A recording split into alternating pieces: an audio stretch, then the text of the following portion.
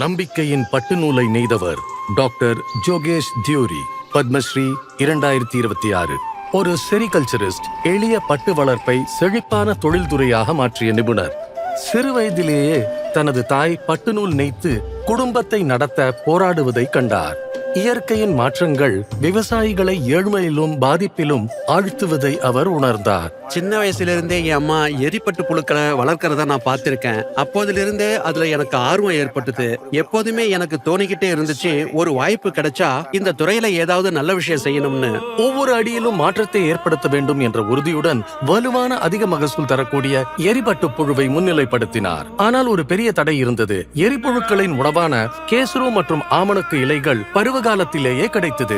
இலைகள் குறைவாக இருந்தபோது விவசாயிகளின் வருமானம் பாதிக்கப்பட்டது. இந்த சிக்கலுக்கு தீர்வாக டாக்டர் தேவ்ரி மரவள்ளிக்கிழங்கு இலைகளை மாற்று உணவாக அறிமுகப்படுத்தினார். அதன் மூலம் ஆண்டு முழுவதும் உற்பத்தியை தொடர் செய்தார். ஆனால் அவர் வெறும் பட்டு வளர்ப்பில் மட்டுமே கவனம் செலுத்தவில்லை. நீண்ட நேர கடின உழைப்பை தேவைப்படுத்திய கையால் இயக்கப்படும் நாற்பு சக்கரங்களை இயந்திரமயமாக மாற்றினார். அதோடு நவீன தொழில்நுட்பத்தை அறிமுகப்படுத்தி விவசாயிகளுக்கும் இளைஞர்களுக்கும் பயிற்சி அளித்து பெரிய அளவில் உற்பத்திக்கு வழிவகுத்து கோக்ராஜாரில் ஒருங்கிணைந்த போடோலேண்ட் பட்டு பூங்காவை உருவாக்கினார். இந்த பொருட்களுக்கு இப்ப தேவை அதிகரிச்சுக்கிட்டே இருக்கு. அசாமை தாண்டியும் இதை விற்க முடிஞ்சிருக்கு. அதனால எங்களோட லாபமும் பெருமளவுக்கு அதிகரிச்சிருக்கு. மொத்தத்தில் கூட்டுப்புழு கூட்டிலிருந்து அச்சிடப்பட்ட துணி வரை முழு உற்பத்தி சங்கிலியையும் ஒரே இடத்தின் கீழ் கொண்டு வந்தார். இடைத்தரகர்களை அகற்றி உழைப்பின் பலன் நேரடியாக கைவினை கலைஞர்களுக்கு கிடைக்க வழிவகுத்தார். அவரது பணிகள் 1600 கிராமங்களில் ஒரு அமைதியான மாற்றத்தை உருவாக்கின.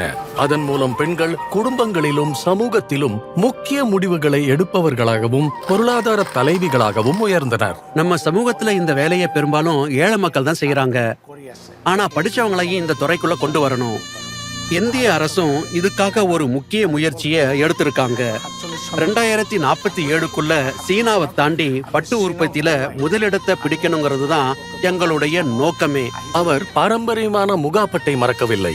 மானஸ் தேசிய பூங்கா அருகே காட்டு மூகா பாதுகாப்பகத்தை அமைத்து மரபையும் இயற்கையையும் ஒரே சேர பாதுகாத்து வளர்க்க முடியும் என்பதை அவர் நிரூபித்தார். நான் இதை தெளிவா சொல்றேன். நாளைக்கு முகாப்பட்டு போச்சுன்னா நமக்கு பொருளாதார இழப்பு மட்டுமல்ல, ஒரு வகையில முகா இல்லாம வெகுவே இல்ல.